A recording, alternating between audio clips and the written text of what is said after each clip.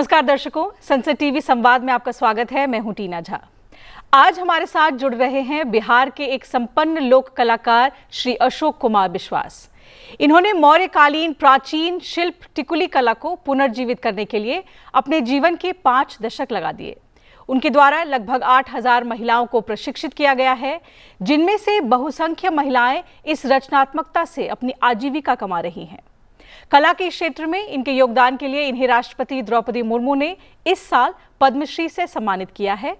तो आइए उनसे बातचीत करते हैं और जानते हैं उनसे इस प्राचीन कला के बारे में, कब और कैसे इसकी उत्पत्ति हुई और कैसे अशोक जी ने इस समृद्ध लोक कला को चित्रकला में बदलकर देश और दुनिया में इसे प्रसिद्ध बनाया है। अशोक जी, संसद टीवी पर बहुत बहुत स्वागत है आपका और धन्यवाद हमसे बातचीत करने के लिए।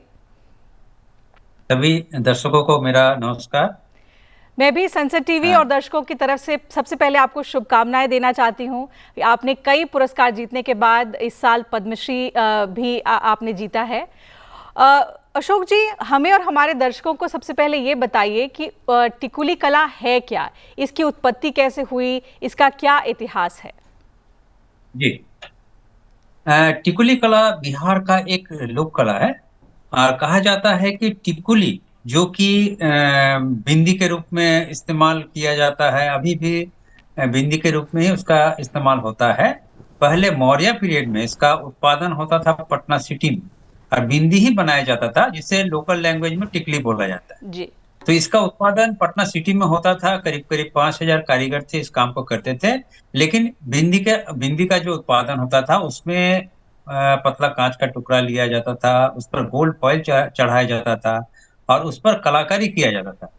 लेकिन कलाकारी जो करते थे महिलाएं करती थी कलाकारी, और जो बिंदी का उत्पादन होता था उसका इस्तेमाल औरतें अपने माथे पर श्रृंगार के रूप में किया करती थी। करीब करीब समझ लीजिए कि 1950 तक ये काम चला, लेकिन लघु उद्योग के रूप में ये जाना जाता था पहले।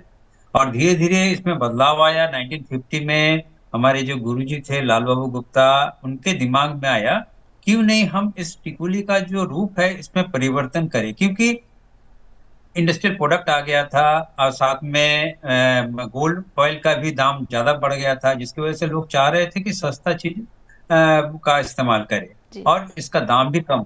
तो लाल बहादुर गुप्ता का कहना था कि अगर हम लोग इसके स्वरूप में बदलाव करते हैं तो हमारा जो रोजी रोटी है जो घट गया है वो बढ़ जाए और हम लोग अपने काम को फिर से करने लेंगे। तो वो लोग क्या किए, सबसे पहले क्या किए कि पतला कांच का जो टुकड़ा लेते थे उसको नहीं लेकर के मोटा कांच का टुकड़ा लिए और बड़ा कांच का टुकड़ा लिए, उस पर कलाकारी करने लगे। क्योंकि मटेरियल वही था, गोल्ड फॉइल, उसी से कलाकारी किया जाता था। और इस जो मटेरियल का इस्तेमाल होता था हर कोई का काम बटा हुआ था। जैसे मुस्लिम का काम था कि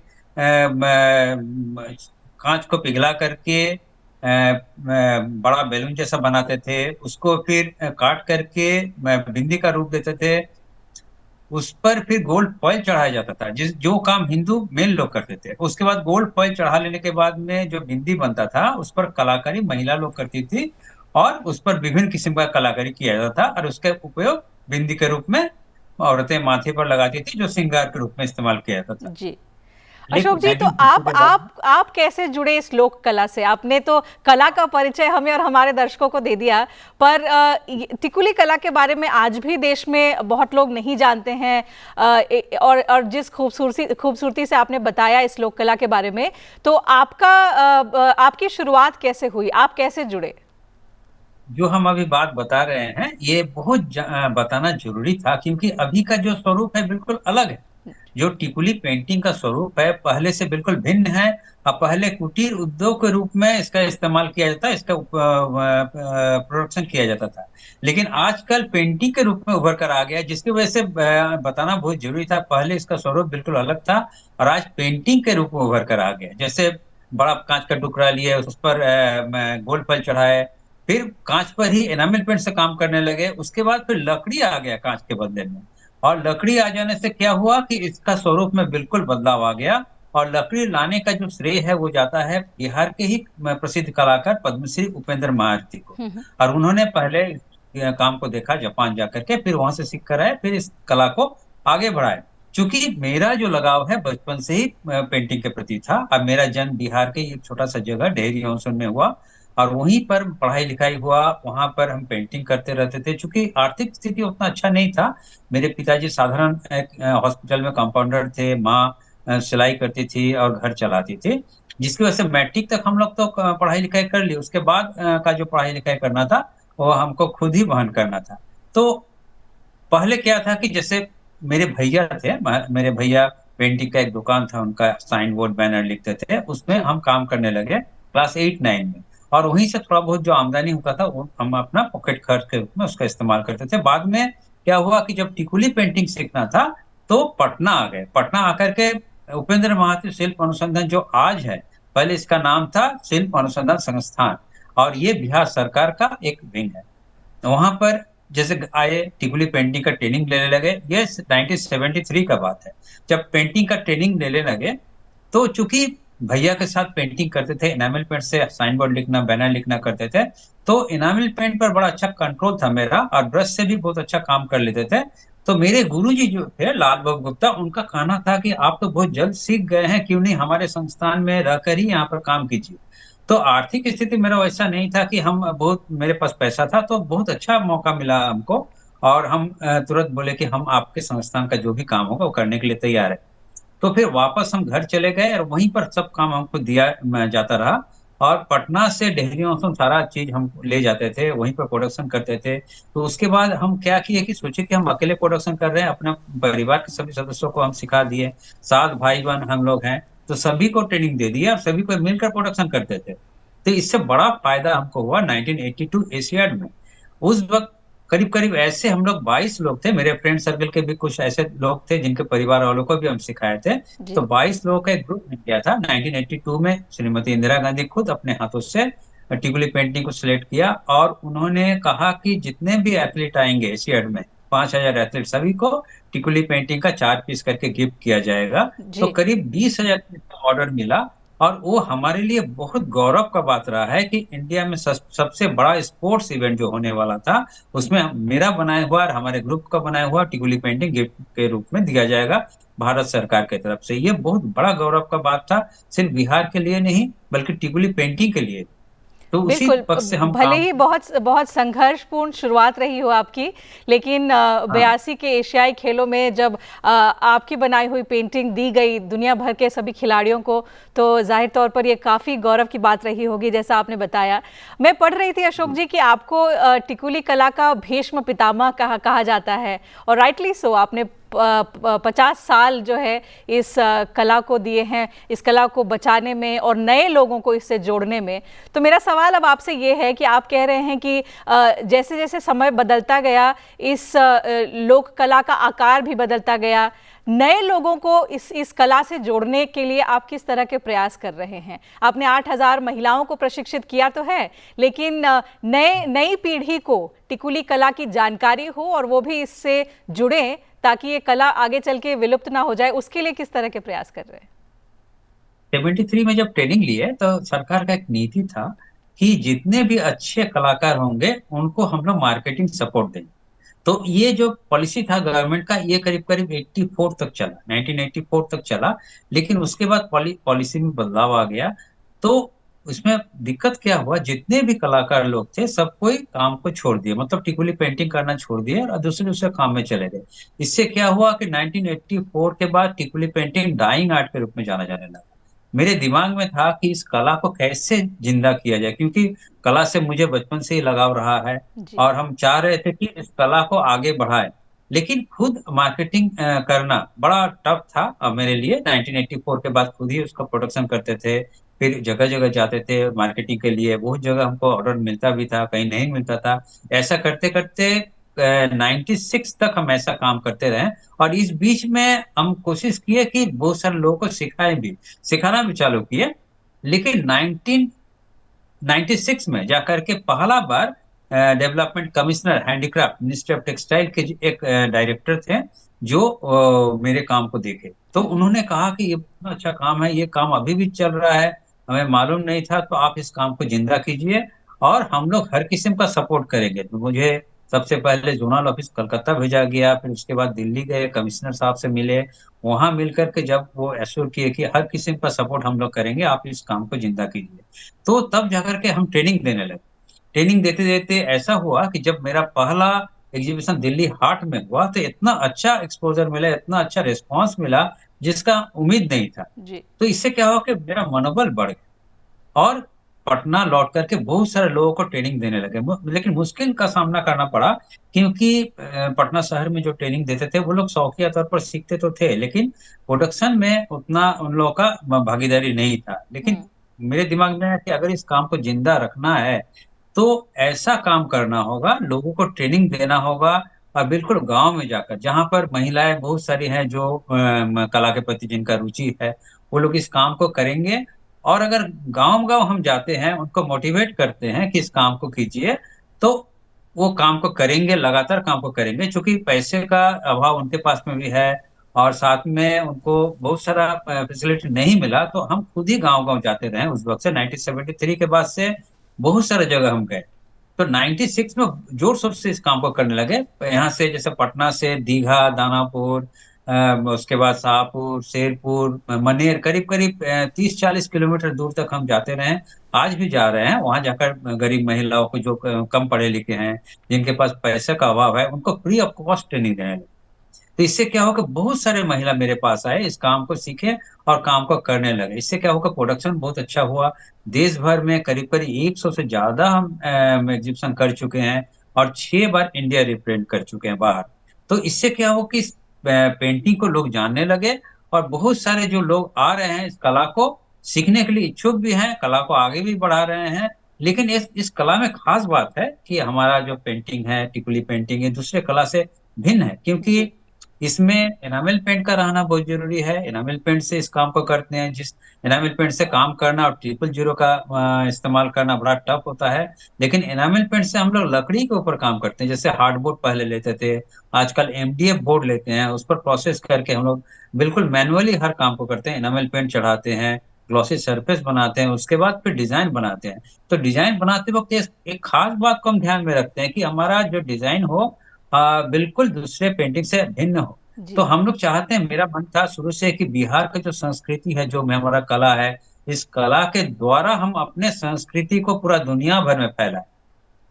तो तो हमने क्या इसके किया लिए कि इसके लिए अशोक जी क्या क्या कर रहे हैं? देश भर में तो आपने कई एग्जीबिशंस किए हैं, लेकिन हाँ, विदेशों में भी लोग टिकुली कला के हाँ, बारे में जाने और ये कला प्रसिद्ध हो, और हाँ। उसके लिए किस तरह के प्रयास आप कर रहे हैं?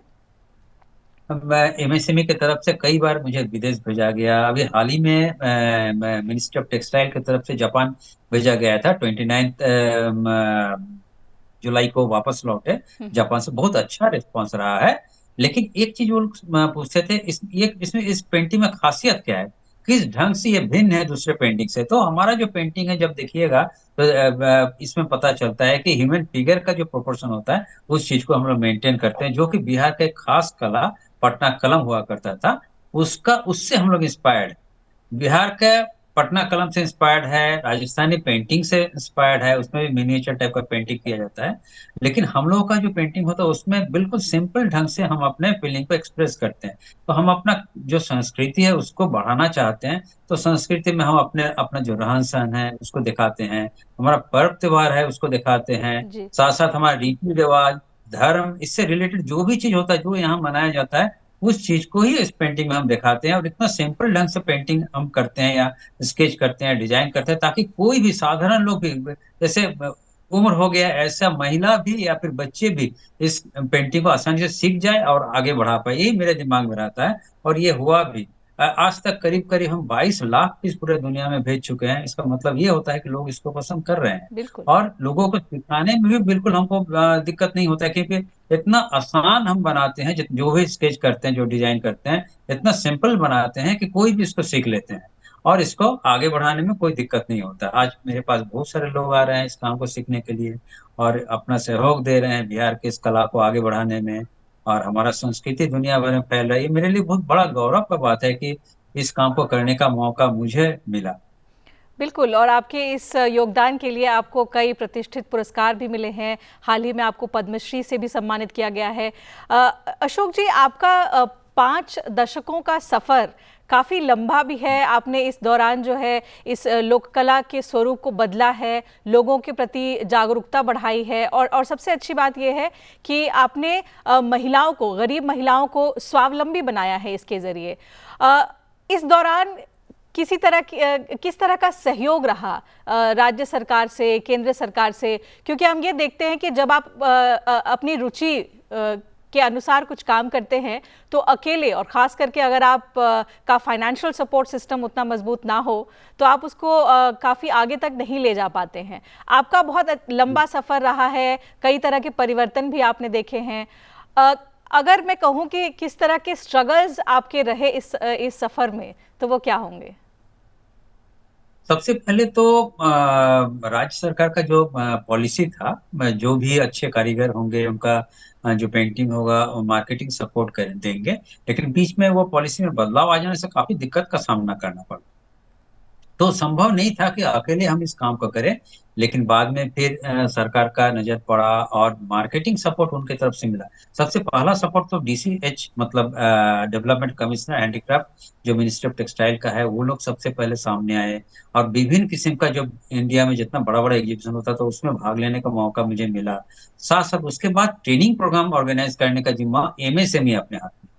एमएसएमई के आने से बहुत सारा ट्रेनिंग प्रोग्राम ऑर्गेनाइज किए, बहुत सारे गरीब महिलाओं को जोड़े अपने काम से, उन लोगों को लगातार ट्रेनिंग देते रहे, जिसकी वजह से इस काम को आगे बढ़ाने में काफी सहूलियत हो। जी। और साथ में एमएसएमई की तरफ से मुझे एग्जीबिशन के लिए बहुत जगह भेजा गया, विदेश में कई बार भेजा गया। तो इससे क्या हुआ कि विदेश में भी हम अपने इस काम को, इस कला को फैला सके, लोगों का इंटरेस्ट बढ़ा, लोग डिमांड करने लगे और अलग अलग स्टेट में भी टिकुली आर्ट का एक पहचान बना। और उसमें जैसे मिनिस्ट्री ऑफ टेक्सटाइल का एक लेटर वहां गया हुआ था दूसरे स्टेट में, जहां उनको रिक्वेस्ट किया गया था कि इस कला को जिंदा करने के लिए ये प्रयास कर रहे हैं, इनको मार्केटिंग सपोर्ट दीजिए। तो वही सपोर्ट हमको बहुत बड़ा सपोर्ट मिला और जिसकी वजह से मार्केटिंग सपोर्ट हमको बहुत सारे गवर्नमेंट की तरफ से मिलने लगा। तो प्रोडक्शन जब हम करते थे, बहुत सारे महिला जुड़े हुए थे जिनको लेकर के हम इस काम को करते थे और प्रोडक्शन होता था, मार्केटिंग सपोर्ट मिला, बाहर जाता रहा और इसका सेल भी होता रहा, उसका रिटर्न उन महिलाओं को मिला, जिसकी वजह से ज्यादा से ज्यादा लोग इस काम से जुड़ने का अपना इच्छा जाहिर किए। तो इसमें दिक्कत तो हो रहा था, क्योंकि गांव में जाकर के सिखाना और गरीब महिलाओं को इस कला के बारे में बताना थोड़ा टफ हो रहा था। लेकिन सबसे बड़ा सपोर्ट हमको यहाँ के लोगों का मिला, क्योंकि बिहार का एक कल्चर है कि महिला अगर घर में रहकर काम करते हैं तो लोग उस चीज को पसंद करते हैं। तो मेरा भी वही काम था कि सप्ताह में एक दिन हम जाकर के ट्रेनिंग देते थे और 6 दिन लोग घर पर रहकर उस काम को करते थे। फिर एक अंतिम दिन आकर के मेरे पास में जो काम होता था वो हमको देते थे, फिर नया चीज हम सब सिखाते थे और नया काम भी देते थे। इस ढंग से काम को आज भी कर रहे हैं और काम काफी अच्छे से चल रहा है। सरकार का सपोर्ट बहुत अच्छा रहा है, तो अभी आपके क्योंकि पहले प्रशिक्षण केंद्र कहाँ पर हैं? आपने बताया आप महिलाओं को ट्रेनिंग देते हैं, तो पटना के अलावा भी कहीं और भी आपके प्रशिक्षण केंद्र हैं? पटना में करीब करीब 15 सेंटर ऐसा है जो पटना के अंदर है और करीब करीब 10 और ऐसा सेंटर है जो पटना से बाहर है। क्योंकि लोगों को ट्रेनिंग देंगे, इसका डिजाइन बताएंगे और टिकुली पेंटिंग का जो मोटिव होता है और किस ढंग से बनाया जाता है, इसका ट्रेनिंग देना बहुत जरूरी हो जाता है, क्योंकि ज्यादातर औरतें मेरे पास आती है। करीब 99% लेडीज लोग ही मेरे साथ काम करती है और इस काम को आगे बढ़ा रही है। तो कुछ दिन को जैसे यंग लड़के लोग जब आती है, कुछ दिन के बाद वो शादी होकर चली जाती है, फिर नया ग्रुप का आना बहुत जरूरी हो जाता है। तो इस ढंग से हमको लगातार ट्रेनिंग देते रहना पड़ेगा और जी। साथ साथ इसका प्रोडक्शन हो गया, इसका डिजाइन हो गया, इसको बताते रहना पड़ेगा, जिसकी वजह से अलग अलग जगह जाकर के हम इसका ट्रेनिंग देते हैं। अलग अलग ग्रुप तैयार किए हुए हैं और उन लोगों को हम सिखाते हैं ताकि ये काम बंद नहीं हो जाए। नए लोगों को जोड़ना बहुत जरूरी हो जाता है और यहाँ पर सरकार का सपोर्ट बहुत अच्छा रहा है, क्योंकि बहुत सारा ऐसा ट्रेनिंग प्रोग्राम ऑर्गेनाइज किया जाता है। कौशल विकास हो गया या बहुत सारा इस तरह का प्रोग्राम होता है जहां जाकर हम ट्रेनिंग देते हैं और ट्रेनिंग दे करके लोगों को बताते हैं इस काम के बारे में, लोग इंटरेस्ट लेते हैं और आपने साथ सरकारी योजनाओं एग्जीबिशन का जिक्र किया अशोक जी, तो मैं पढ़ रही थी कि आपने कैसे इसको मेक इन इंडिया से, कैसे कौशल विकास योजना से और वन डिस्ट्रिक्ट वन प्रोडक्ट से भी जोड़ा है। वो कितना उसका रिस्पांस कैसा रहा? आपने उसको किस तरह से जोड़ा और किस तरह का उसका रिस्पांस आया है? कितना सक्सेसफुल रहा है? सरकार का नजर जब पड़ा तो ओडीओपी में जब मेरा नाम आया तो यहाँ बहुत सारे ऐसे लोग आए, प्लस सरकार के जो लोग थे वो लोग भी आए, इस कला के बारे में जानना चाहे, पूरा डिटेल्स में लोग जाने, उसके बाद इसको ले जाकर चारों तरफ फैलाएं, लोगों तक पहुंचाए इस कला को। डिमांड बहुत बढ़ा, अभी पहले से इसका डिमांड बहुत ज्यादा बढ़ गया है, और हम लोग सबको मिलकर इस काम को कर रहे हैं। मेरे अंडर में अभी तक समझ लीजिए कि जैसे 8,000 महिलाओं को सिखाए हैं, उसमें से 8 ऐसे स्टूडेंट हैं मेरे जिनको राज्य पुरस्कार से सम्मानित किया गया। तो वो लोग भी अपना एक यूनिट बनाए हुए हैं और अपना जिम्मेदारी लेकर के उस काम को कर रहे हैं, आगे बढ़ा रहे हैं। और उन लोग के पास से बहुत सारा लोग ऐसे हैं जो आकर काम सीखते हैं, और सबको मिलकर के इस काम को हम लोग आगे बढ़ा रहे हैं। सरकार का जो योजना योजना जो है, जो प्रोत्साहन प्रोत्साहन करने वाला जो योजना है, वो सचमुच में बहुत अच्छा है। क्योंकि जिस ढंग से वो लोग अवार्ड देते हैं या फिर ट्रेनिंग दे करके आगे बढ़ाने का प्रयास करते हैं, सचमुच सराहनीय है। सिर्फ मिनिस्ट्री ऑफ टेक्सटाइल ही नहीं, बल्कि मिनिस्ट्री ऑफ कल्चर की तरफ से भी बहुत सारा ऐसा प्रोग्राम ऑर्गेनाइज किया जाता है, जिसके तहत हम लोग लाभान्वित होते हैं। तो उन लोग का प्रोग्राम रहता है, जैसे जगह जगह जाकर के ट्रेनिंग देना, जगह जगह जाकर उसका एग्जीबिशन करना। गुरु शिष्य परंपरा जो है मिनिस्ट्री ऑफ कल्चर की तरफ से ऑर्गेनाइज किया गया था, तो ये बहुत अच्छा रिजल्ट रहा है इसका, बहुत सारे अच्छे स्टूडेंट निकले और वो लोग इस काम को आगे बढ़ा रहे हैं। तो सिर्फ राज्य सरकार नहीं, बल्कि केंद्रीय सरकार की तरफ से भी बहुत सारा ऐसा योजना है जो हम इस कला को आगे बढ़ा सकते हैं, और साथ साथ नए लोगों को भी जोड़ सकते हैं। नए लोग आते हैं और उनको अच्छा रिटर्न मिलता है। जैसे ऐसा होता है, लोक कला में ऐसा होता है, लोग पहले सोचते हैं कि पता नहीं इसमें मेरा आर्थिक जो स्थिति है वो सुधरेगा कि नहीं, लेकिन बिल्कुल। ऐसा बात नहीं। आज स्थिति ऐसा हो गया है कि आर्थिक स्थिति बहुत आसानी से सुधर सकता है, अगर अच्छे कारीगर हैं तो, अगर इस कला से जुड़े हैं तो बहुत आसानी से वो लोग अपना जीवन स्तर को आगे बढ़ा सकते हैं। और सरकार का सपोर्ट इसमें बहुत ज्यादा है, इसमें बहुत किस्म का लोन भी दिया जाता है, समझ लीजिए कि अपना यूनिट लगाने के लिए। साथ में ट्रेनिंग के लिए भी बहुत सारा ऐसा प्रोग्राम है जिसमें स्टूडेंट को आने के लिए भी पैसा दिया जाता है, ताकि उनका जो वेजेस है वो लॉस नहीं हो। और साथ में जो ट्रेनर है उनको भी बुलाया जाता है बाहर से, अच्छा अच्छा डिजाइन सिखाने के लिए, अच्छा आइडिया लाने के लिए। तो ये बिल्कुल, समझ तो लेते हैं कि सिर्फ कला में ही नहीं बल्कि प्रशिक्षण के तरीके में भी काफ़ी बदलाव आए हैं, सरकारी सहयोग भी अब काफ़ी मिल रहा है। अशोक जी, जिज्ञासा है ये जानने की कि अमूमन कितना वक्त लगता है एक पेंटिंग कंप्लीट करने में, और आपके जैसे सम्मानित कलाकार अगर खुद उस पर काम करें तो उसका मार्केट प्राइस लगभग क्या रहता होगा?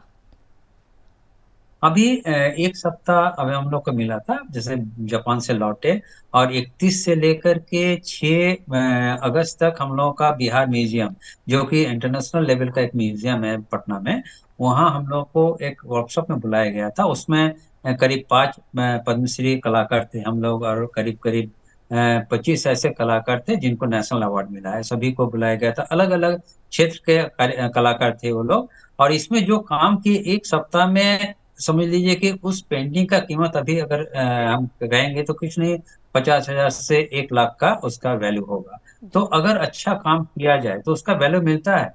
और अगर नए लोग इस काम को करते हैं तो इसमें किसी तरह का कोई झिझक नहीं होना चाहिए कि जी। आर्थिक स्थिति में कोई प्रॉब्लम होगा। अशोक जी, आपके इस सफ़र में आपने बताया कि कई तरह की मुश्किलें भी आईं, लेकिन इन 50 सालों में कई गौरव के पल भी आए होंगे। एक आपने जिक्र किया कि 1982 के एशियाई खेल, जब तब की प्रधानमंत्री ने आपकी पेंटिंग को चुना औपचारिक उपहार देने के लिए दुनिया भर से आए हुए सभी खिलाड़ियों के लिए। उसके अलावा कुछ ऐसे गौरव के पल अगर आपको याद आते हों जो आप हमसे और हमारे दर्शकों से साझा करना चाहते हो? जी हाँ, गौरव का पल तो कई बार आया, क्योंकि मेरा एक सपना था कि जैसे हम अपने जो मेरा जो कला है इसको दुनिया भर के लोगों को दिखाएं। ये मेरा सपना था, और हम चाह रहे थे कि मेरा जो संस्कृति है, बिहार का जो संस्कृति है, चूंकि यहाँ पले बड़े हैं, तो मेरा तो पूरा समझ लीजिए कि मेरा जो लगाव है इस बिहार से ही है। तो चाह रहे थे कि बिहार का जो संस्कृति है पूरा दुनिया को हम दिखाएं। तो यहाँ का संस्कृति दिखाने के लिए इंडिया में बहुत बड़ा बड़ा एग्जीबिशन हुआ जहाँ हमको जाने का मौका मिला। जैसे पहला जो एग्जीबिशन था जो दिल्ली हाट में हुआ था, तो वो मेरे लिए बहुत मायने रख रहा था, क्योंकि दिल्ली हाट में जब एग्जीबिशन करने गए तो मेरा एक किस्म का एक टेंशन बना हुआ था कि पता नहीं हम जिस पेंटिंग को लेकर जा रहे हैं लोग पसंद करेंगे या ना करेंगे। पहला दिन जब हुआ, जब स्टॉल में हम पेंटिंग को सजा रहे थे, तो मेरा पीठ दर्शक की तरफ था और हम अपना जो पेंटिंग ये अरेंज कर रहे थे। अचानक जब हम पीछे मुड़े देखे पूरा भीड़ लगा हुआ, जो मुझे विश्वास नहीं हुआ कि इतने लोग खड़े होकर देख रहे हैं मेरे पेंटिंग को। और जब उनका फेस एक्सप्रेशन देखे तो पता चला कि बहुत पसंद कर रहे हैं वो लोग। तो ये मेरे लिए बहुत गौरव का पल था कि हम अपने, तो मुझे मालूम पड़ेगा कि हम अपने जो मकसद है उसमें सफल हो गए हैं। उसके बाद ऐसा हुआ कि जितना भी एग्जीबिशन हुआ, जैसे 10 दिन का एग्जीबिशन होता था तो मेरा जो सामान था करीब 5 दिन में ही खत्म हो जाता था। लोग हमको बोलते थे कि आपका सामान तो 5 दिन में या 4 दिन में खत्म हो जाएगा। तो मेरे बहुत अच्छा लगता है ये सुन करके कि लोग इतना पसंद करते हैं। और हम अपने जितने लोग मेरे साथ में काम कर रहे हैं, ये भी एक बहुत बड़ा मौका मुझे मुझे मिला कि गरीब महिलाओं को जब हम पेमेंट देते हैं, क्योंकि गरीबी क्या होता है ये हमको अच्छी तरह मालूम है। तो जब गरीब महिलाओं को पेमेंट देते हैं, जब वो काम करती हैं उनको पेमेंट देते हैं और उनके चेहरे पर जो खुशी देखते हैं, वो मेरे लिए बहुत बड़ा पल रहता है, जिसको हम अनुभव करते हैं कि हाँ इस तरह का पल जो हम ला रहे हैं इनके लिए, ये बहुत बड़ा काम है। क्योंकि दूसरे को एक एम्प्लॉयमेंट देना, उन जो पैसा मिलता है उसके बदौलत उनका परिवार चलता है, या जो यंग लड़की लोग हैं उनका पढ़ाई लिखाई चलता है, तो ये बहुत बड़ा सपोर्ट है, ये हमको बहुत अच्छा लगता है। साथ में जब हमको पहला बार हमको विदेश भेजा गया, मेरा पहला एग्जीबिशन था साउथ कोरिया सियोल में। तो ये मेरे लिए बहुत बड़ा मौका था, क्योंकि विदेश में किस ढंग का एग्जीबिशन होगा, कैसा पसंद करेंगे लोग, और मेरा जो पेंटिंग है उसका रिस्पांस कैसा रहेगा, ये नहीं मालूम था। तो जब विदेश में गए और सियोल में हम एग्जीबिशन किए तो बहुत अच्छा सपोर्ट रहा था लोगों का। उसके बाद में कई ऑर्डर आए मेरे पास, लगातार कई साल तक ऑर्डर आता रहा। अभी भी बहुत जगह हम सप्लाई कर रहे हैं। उसके बाद जब भूटान में गए, सार्क कंट्री का वहाँ एग्जीबिशन था, वहाँ ऐसा हुआ कि वहां से एक पीस भी वापस लेकर हम नहीं आ पाए, इतना लोग पसंद किए। उसके बाद कई जगह जब विदेश में जितना बार हम गए उतना बार वैसे ही हुआ। अभी हम हाल में जापान गए थे, जापान में भी करीब करीब हम 400 पीस लेकर गए थे। अपना छोटा बड़ा हर किस्म का पेंटिंग लेकर गए थे, करीब 400 पीस था। एक पीस भी हम वापस लेकर नहीं आए हैं। तो ये मेरे लिए बहुत गौरव का पल पल रहा है कि जो हम पेंटिंग कर रहे हैं लोग सच में जो पसंद कर रहे हैं, और उसके लिए रेगुलर ऑर्डर भी मिल रहा है। और इससे फायदा क्या होता है कि जो भी लोग मेरे पास काम कर रहे हैं उनको डेली हम काम दे पा रहे हैं। बिल्कुल। एक दिन भी ऐसा नहीं होता है जो वो लोग बैठे रहते हैं, और डेली इस काम को कर रहे हैं, इस कला को आगे बढ़ा रहे हैं। और हमारे जो संस्कृति है इसको हम आगे बढ़ा रहे हैं। यहाँ का जो कला और संस्कृति, इसको हम आगे बढ़ाने में अपना योगदान दे रहे हैं। ये मेरे लिए बहुत बड़ा अशोक जी, गौरव आपकी का बात इसी मेहनत और योगदान को सम्मानित किया गया है। आप सिर्फ बिहार के ही नहीं पूरे देश का गौरव हैं, क्योंकि आपने ना सिर्फ एक प्राचीन लोक कला को पुनर्जीवित करने में इतना वक्त बिताया, उसको आज भी जीवित रखा है और अब अथक प्रयास कर रहे हैं कि कैसे जो नई पीढ़ी है वो भी इसके बारे में जाने और इससे जुड़े। और सबसे बड़ी बात ये कि आप गरीब महिलाओं को भी सशक्त कर रहे हैं, उनको प्रशिक्षित कर रहे हैं और उनको स्वावलंबी बना रहे हैं, जो अपने आप में काबिल तारीफ है। मैं अपने आप को बड़ा सौभाग्यशाली मान रही हूँ कि आपके जैसे प्रतिष्ठित आदमी के साथ आज बात कर पा रही हूँ, और आपके पूरे जीवनी के बारे में अभी मैंने सुना, इस लोक कला के बारे में सुना। तो मेरे लिए ये बड़ा सौभाग्य रहा आज आपसे बात करने का। समय बीत रहा है, इसलिए आपसे अब इजाज़त चाहती हूँ, और धन्यवाद संसद टीवी से बात करने के लिए। फिलहाल इस कार्यक्रम में इतना ही। तो दर्शकों, संवाद की अगली कड़ी में हम जुड़ेंगे एक और व्यक्तित्व के साथ, लेकिन आज के कार्यक्रम में फिलहाल इतना ही। दीजिए इजाज़त, नमस्कार।